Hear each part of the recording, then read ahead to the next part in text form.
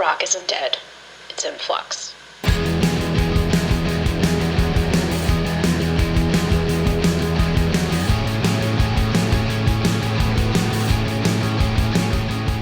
Hi, everyone. I'm Britt with Rock and Flux, and I'm joined today by Joelle and Luis of Twin Tribes. Guys, thank you for coming back on the show. Hey, thank you for having us here. Yeah, it's nice to be back. Yeah. So you all have been really busy, since you were last on. Can you kind of tell me everything that you've had going on? I know you've done a lot of touring and played a lot of different shows. And you've released a new single last month. So can you kind of just, tell me everything that you've been working on? Yeah, since the last time we were here, I think I guess we played a couple of festivals. We worked on the album. We released 2 singles, and we're getting ready for the release of our 3rd studio album. Yeah, I mean, when was the last time that we were on? Gosh, I want to say it was like the spring, I think like April, March maybe of last year. Oh, wow. Yeah. So it's been a while. It's been a while. But then I saw you all, because it had to be, because then I saw you all, I met you all when you were in Phoenix, and I think that was in May of last year. Yes. That's right. Yes, that's true. Yeah. So flies by. Yeah. Mhm. I know, it really does. And now you're going to be going on tour again in the next few weeks. You're leaving and you're doing North America and then also some of South America. Have you all played South America before, or is that going to be, brand new? Yeah, that's going to be our first time. Yeah, first time Nice. there. Yeah, South America, Central America, and we have some dates yet to be announced that should go out soon. Mhm. But we're gonna be Nice. pretty much everywhere this year. It's gonna be Nice. a whirlwind. Yeah. Mhm. Are you looking forward to, do you have any expectations or anything that you're particularly looking forward to playing there the first time? Definitely, yeah. Excited, really excited. I think we have a lot of cities in South America that are in our top 10 or top 20 cities of listeners.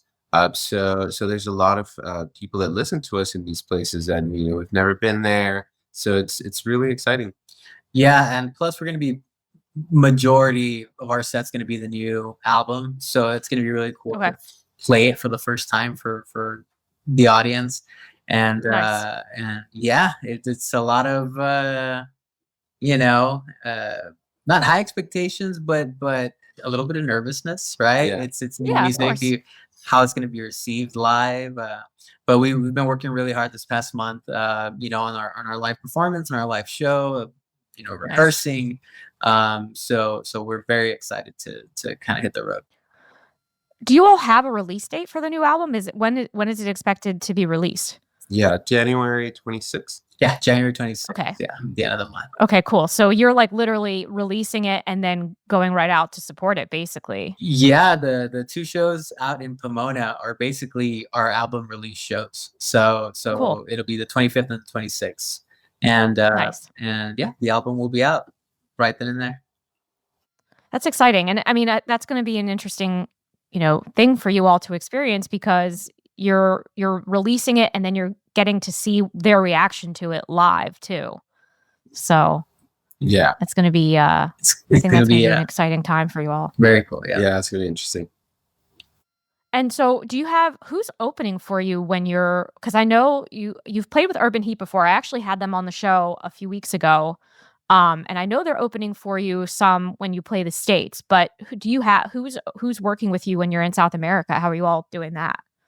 Not too sure. I think Okay. I think every promoter has kind of their own Local. artist. Yeah. Yeah. Okay. It's a little tougher, once we, especially with that being our first time out in the in that area. Right. It's all going to be new to us. So for now, it's just us that we know of. I know that festival in Brazil, there's some really good bands on those on those lineups. I think there's Plastic Right. Noir is in one of them, which is I'm really excited Cool. to see them live. Yeah. Denuit, I think they're from Belgium. No, I'm not sure. I'm not sure from France. France or Belgium, Okay. but they're going to be out in one of those shows too. We're kind of meeting for this festival there in Brazil, so it's going to be fun. That is going to be kind of cool too, because then you get to meet new people like that are other artists, but then you also get to meet new fans. So that's going to be a great experience for you all. Yeah, for definitely. sure. Yeah.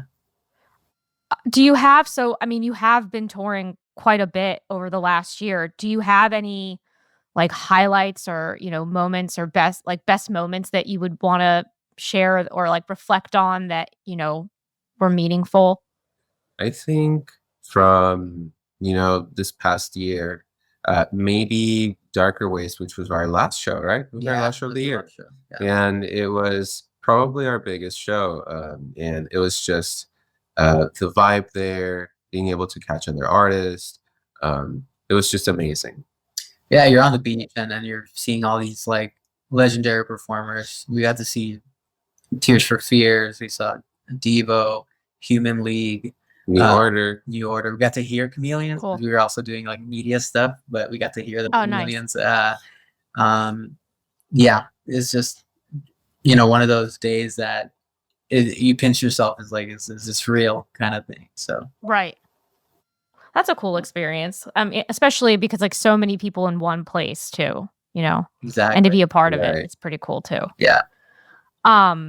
So your most recent single you released last month, Cauldron of Thorns. Can you kind of tell me about that song and the writing process for it? And should the fans expect that the album is going to sound similar to that, or should they expect any differences? Like, is that a good indicator of the music that's going to be coming up? Cauldron of Thorns is let's say the album's a love song, right, or a love story, and we wrote the music first. We had it, we had some ideas from a while back, and then we just reworked on them. And once the music came along, I think we were going over several titles that we have written, and Joel had this one called Cauldron of Thorns, and it just really caught my attention. We tried to write around, that name, and then it ended up into like this really beautiful love song. Yeah. Have you ever done that before, where you've written to a name of a song? That's a good question. I think it's true. Usually the reverse there, right? Yeah. Right. Yeah, no. That's why I thought that was interesting. Mm-hmm. Yeah, that is kind of like the first time. It's just because, that even when I wrote that down, because we have like this list of like titles and like potential album names and this big Google Doc that we have. And Cauldron of Thorns was one of those ones that also caught my attention. And I'm glad that it caught his attention too, because that was one of my favorite little writings that I had put in there. But yeah, I guess, it's so unique, that just phrase, Cauldron of Thorns. So yeah, we wrote around it, and it just, again, it did end up being one of these just like really romantic songs. Well, probably one of the more romantic songs that we've written. But I don't think it would be an indicator of the entire album. I think, it is very, what you can tell from it is like the evolution of our songwriting, I think. Mm-hmm. Right. Yeah. I feel like it's gotten a little bit, we're doing a little bit more is what I would say in this next album, as far as our songwriting goes and the way we're putting together songs. But yeah, either way, like it's just one of those indicators. Yeah. And there's a little bit of everything, there's a little bit of everything in this album. Just like instrumentals, like slow songs, there's a lot of synth driven songs. Nice. And it's just totally different. If I had to say something, maybe it's also very dancey, but yeah, just not totally dark. We try to achieve balance in this album, so like the whole light and dark. Yeah. Well, it can't rain all the time, right? That's the line from The Crow. Exactly. Yeah. Perfect. But and I don't know if I'm maybe just hearing this, but Luis, I feel like you sing a little bit differently on that song than you typically do. A little less deep. Was that on purpose? Yeah, well, we didn't really plan it, but yeah, I think that the vocals are a little louder in the mix too, and it was more of like pushing my limits. And I had really great coaches like Joel and Charlie, our producer, that Mhm. helped me kind of find a balance and find something that works out for me and for the album. And Yeah. really enjoyed it. I really enjoyed it. I never in my life thought that I could even produce those sounds with my voice. So yeah, it was very, very fun. Nice. And that I mean, that's probably an interesting thing as a vocalist as well to figure out, like, new things that you're actually capable of doing, you know? Hmm. Yeah, yeah, totally. So, I mean, you've gone through obviously, a lot of songwriting processes lately. Who do you feel are your favorite songwriters and your biggest inspirations for songwriting? Oh, wow, that's hard. There's several, and I'm not gonna stick just with uh dark wave. Of But course. one Yeah. of them, one of my big songwriters is his name is Gustavo Cerati, and he's a lead singer, was a lead singer and a vocalist for the band Soda Stereo, also a solo Okay. artist. I just love his song writing process. Uh, always evolving, always trying something different, kept up with music up until like he went a solo artist, and up until an older age still made relevant music and was very successful. And another one, super unrelated, but Ben Gibbard from Death Cab for Cutie. I love Okay. how the way that he writes, that paints a picture in my mind, and it's just like very, very descriptive. I don't know. What about you? Uh, for me, I mean, the constant in just my whole musical persona is David Bowie. I think Okay. just the way he could push boundaries. I think even maybe not for him, but I feel like get out of his. He never stuck to one path, so he always had Mhm. different ways of kind of making music and making his songs, and so um, I take a lot of inspiration out of that. Like, never get pigeonholed into, oh, this is how you sound. It's like, no, we're gonna Right. sound however we want to sound, and that's how we write our songs, right?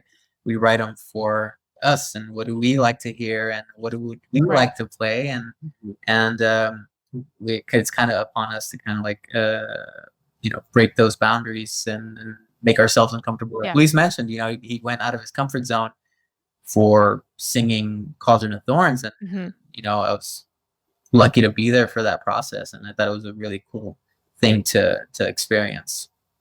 Right. But that's how you grow, both personally and professionally. You don't unless you kinda challenge yourself, you're not, you just kinda stay the same. So, That's true. That's Yeah, true. Yeah. couldn't agree more. what if you had to give advice or, like, um, tips to other people who may be starting with songwriting or struggling with it, what has helped you the most when you're, going through the process of writing a song? Um, I would say, do something that you are going to like, and don't have the objective of other people liking this. Don't make a song with the intention of someone else is going to like it. Make a song with Mhm. the intention that you're going to like it. And if you like it and you believe in it and you put all your energy into it, it's going to come back to you. So I would say that. And also, don't be scared of starting over. If your idea is not the way it is in your head, try it again and start over. Right. And don't be scared to just scrap everything. Yeah, that's great. Those are great ones. I would say, don't be afraid to look for inspiration in other genres. Like, for example, we're not always like, oh, look at dark wave. Like, these are the ones that we have to like. We got to listen to these bands to get inspiration from them. You can get inspiration from any type of music, like whether it's jazz, whether it's pop, synth, country, Spanish, Latin music, whatever it is. Everything has something to offer, and so don't be afraid to do that. Like, there, and I feel like that's one of those things that maybe can cause you or your band to sound exactly the same as, say, your influences, right? But yeah, I feel like we do a really good job of kind of like taking from everywhere expanding our minds to different types of music and finding inspiration in them. Um, Well, yeah, I agree because you don't want to pigeonhole yourself, and reality is nobody listens to just one. I don't think most people anyway listen to just one thing, you know. yeah, Mhm. yeah. So Yeah, that would be too boring. Yeah, absolutely. exactly, and then everything would really sound the same. So you get Exactly. inspiration from other ways, and it's also interesting too because you know you might hear a different type of song, like a harder rock song or even a country song, but figure out a way to take some of those elements and put it into something that sounds more dark wave, you know? That's the beauty of music, that you can do Exactly. that. So, Exactly. Exactly. Yeah. what music other like, obviously, 'cause you all are music lovers in general as well, like, what have you all been listening to lately? Lately, I've been listening to the new Corbo Hangs album. He's actually, or they're actually based in Phoenix. Oh, nice. So a really good recommendation. I'll check Aside 'em out. from them, I don't know. I've been listening to Nate No Face. Just it's so aggressive and punk, but then sometimes like he'll like switch it up and it's like some dark wave-ish kind of sounds. So I've been really digging Nate No Face recently. Nice. And yeah, I think that's the the new Blue Plex stuff is really cool too. Oh, cool. I just had them on the show Oh, too. Yeah, nice, they were cool. nice. Yeah, We got to tour with them last year. You know, we got to hear the new song live. It was really cool. nice. But I think they're releasing their new album this month too. So Okay. I'm looking forward to all of it being out and being able to listen Yeah, to it. they're good, and they're really nice too, which is always a nice thing too. Sweethearts, yeah. Okay, so now we're gonna get into some more general questions, just to kind of get under the hood of twin tribes. So this question could be for twin tribes as a whole or you personally. Mhm. What do you think is a misconception about you? Um, I don't know. I guess I'll do the personal one because it just the one that comes to mind right away. And Sure. I guess people see me and they think I'm a dick or something. They see me and they're just like, oh, that guy's a dick.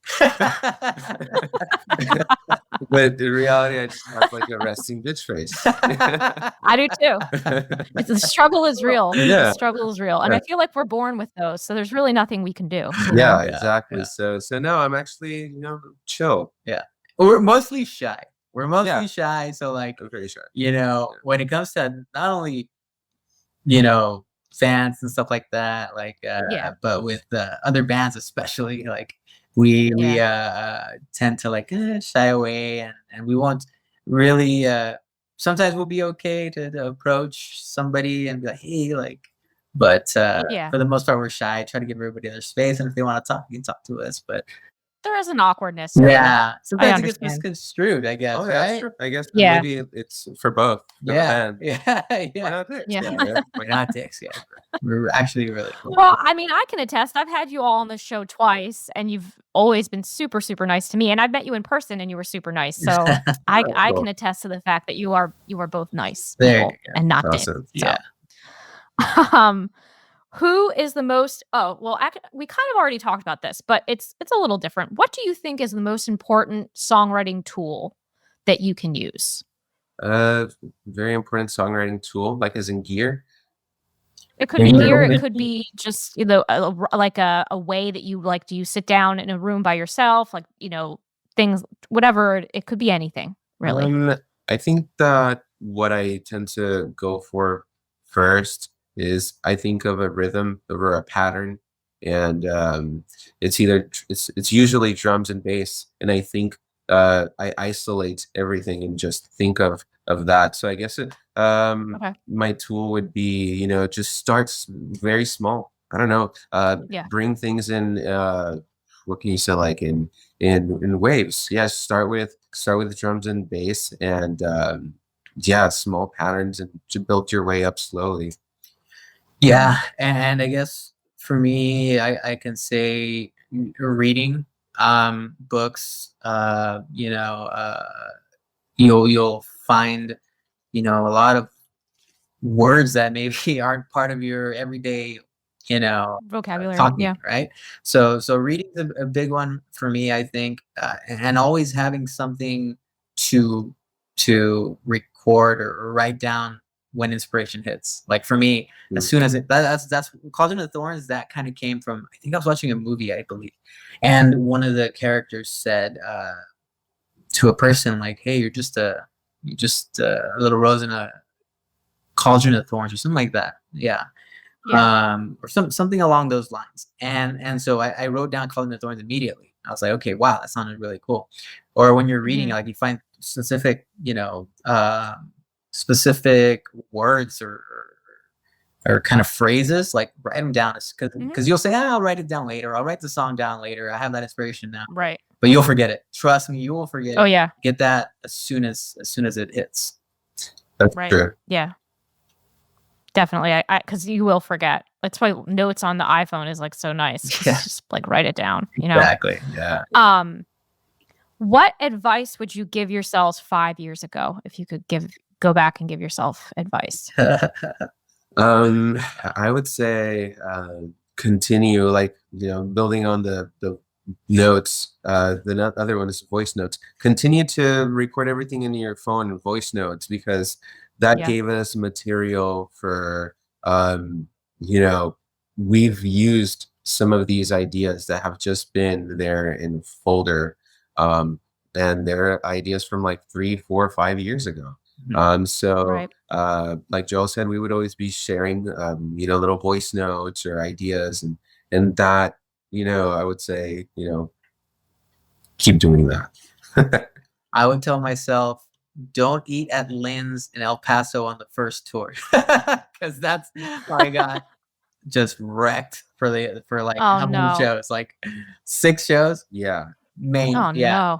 Don't do that. Future self. Food poisoning is the worst. It's the worst. Yeah. Terrible. Yeah, that's horrible. What has been your biggest challenge so far? As a band? Biggest challenge? I don't know, I guess. One of the biggest challenges was maybe touring abroad for, I think we did like 2 months, a month here. We rested a week, did a month in Europe. And that was probably the roughest touring period that we have done. I think that's probably been a huge challenge. And then kind of like adapting to the language barrier and the food and ordering food. It was just it was very difficult. It was in like a breeze. Touring in Europe was rough. Yeah. I mean, you gotta take your lumps, right? That's just like anything else. But yeah, totally agree that was it was a rough experience, but one that we'll never forget either, right? It was great moments too. I think so one of the hardest things is kind of being away from family. That's one of those things but it's part of the job, right? You got to tour, you've got to get out there. But of course, being away from family is hard, especially when we would do it. We would be out during holidays, so we'd be out during Thanksgiving, 2 times during Christmas. I think at the beginning, we're out there during Christmas, but it's just one of those sacrifices that you have to make. It's just a hard one, but it comes with the territory. Yeah. And you feel like it's paid off in the end too. Oh yeah. Absolutely. I think so. Again, I wouldn't feel comfortable about any type of success without having worked hard to get there. Yeah. Yeah, that's true, because then it makes it more rewarding that you've actually like put in the effort to do it. Do you have any plans to go back to Europe? We're still we have some announcements coming up pretty soon. Yeah. Nice. And we're definitely having Europe in our. And you'll be better prepared this time. I think so. Yeah, we've learned since the last time we were there. Yeah. I think the last time you were on, we talked about this too, because it was like, you expect certain things to be a certain way because of how things are here. So like I think the example I used was like, it was like mozzarella, basil, and tomato, which is like a very standard, like the caprese, whatever thing here. And when I was in, I think it was London, I was going to order it, and she's like, just so you know, that's mixed with mayo. I was like, what? Yeah. So I was happy that she let me know that, because that's not what we would expect something to be like here. And like, that's really weird to put mayo on that, I mean, just But in general, when we're over there, like a lot of their stuff like has less sugar. Like there's not a Yeah. lot of sugar, there's not a lot of fats. We lost weight. Like we were probably the most fit we've ever been after our tour in Europe. We really yeah, that's one of the positives that we got from out there. that's true. That's true. That's true. Everybody assumed Yeah. we were vegan. Yeah, exactly. A lot of Yeah, vegan. a lot of healthy eating. Yeah. Yeah, and my love for Funny. sparkling water started over there. Like I had never really okay. had it, but I guess that's the first thing they offer you. They won't even offer you still Yeah. water. They'll say sparkling water. It's like, sure, Yeah. Mhm. What's your favorite sparkling water now? Oh my gosh, what's that one that we tried? It's like a pretty popular brand, but I forgot what it's called. LaCroix. LaCroix. Yeah, LaCroix. There was like They are new good. flavors that we got to try last tour. Yeah, Yeah, so good. yeah. That was good. It's That was addictive. good. It's addictive. The other Yeah. fancy one, the Liquid Death. It's just fancy. Oh, looking. Okay. Yeah, Yep. it's good. Yeah. I like that one too. Yeah. Yeah, I like the different flavors they have. Like the grapefruit tends to be a good one. Ooh, Yeah, exactly. The Yeah. citrus stuff. Yeah, it's good. I suggest it. See, it's you, but you learned something new. So now you know you like sparkling water. There you go. You Exactly. wouldn't know. You wouldn't know. So one of the final questions. So what are you most proud of so far of what you all have accomplished? I'm most proud of the entire project. I'm just proud of the band that Joel and I created out of nothing, and that we were lucky enough that the fans like the music, and we're here because of the fans. But Yeah. I'm just proud of everything that There's a lot of moments where we had to put in a lot of time and time away from family and our own money, and just the whole project in general. It was just a huge investment in ourselves, and really, really happy in the direction that it's going. Yeah. And I'm proud of the connection that the fans have made with the music. I think that's one of those things that you hope will last, even after we're gone, is that connection to the music, and hopefully, fans will pass that on to their, sons and daughters, or they'll pass it on to the younger generation Right. after them. And I feel, at least I'd like to think that, our music has resonated enough to where it will last after everything's said and done. Right. Which that isn't that like another beautiful thing about a song, is that it remains even no matter what. It's like once it's out there, it's out there, and people can find it years later and like it. Right. Like kids today are finding David Bowie and still listening to his music, or The Cure. Like that was a conversation that came up yesterday, and that music still remains and people still connect to it, which is, I think it's such a powerful thing that I hope people appreciate. I don't know if they do it enough, but it's a lot harder nowadays, right? With the constant kind of barrage of new music and new bands, and Right. so it can be tough, but it's very much appreciated when somebody can kind of connect at that level. of course. Mhm. Right. Right, exactly. Definitely. So any last things that you would like to say to either fans who are listening, or people who maybe have not, maybe become a new fan to you all from listening to this? Any last thoughts that you would want to share, or updates or news or anything like that? Updates? Sure, yeah. You mentioned the tour. We're going to be touring at the end of the month. Starts here on the West Coast on the 25th, 26th in Pomona. Our album release shows, and we're going to be all up the West Coast. And look for new announcements for Midwest, East Coast dates, European dates. We've got a lot of new announcements coming up, and so Nice. follow us on social media, mainly Instagram. It's where we move the most. or on our Yeah. website, twin-tribes.com.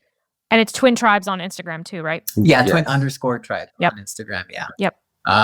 But yeah, and we're just really excited to get back on the road, of course, and tour behind the new album, and we hope the new music is pleasurable. I expect it will be. I have high expectations, so I'm looking forward to hearing it. Thank you. So thank you guys. It's been great to have you back on the show and to talk to you. I wish you the best of luck and a great tour ahead and a safe tour. And I look forward to hearing the new album. So thank you. Yeah. Thanks Thanks for having us, Brady. Thanks for having us.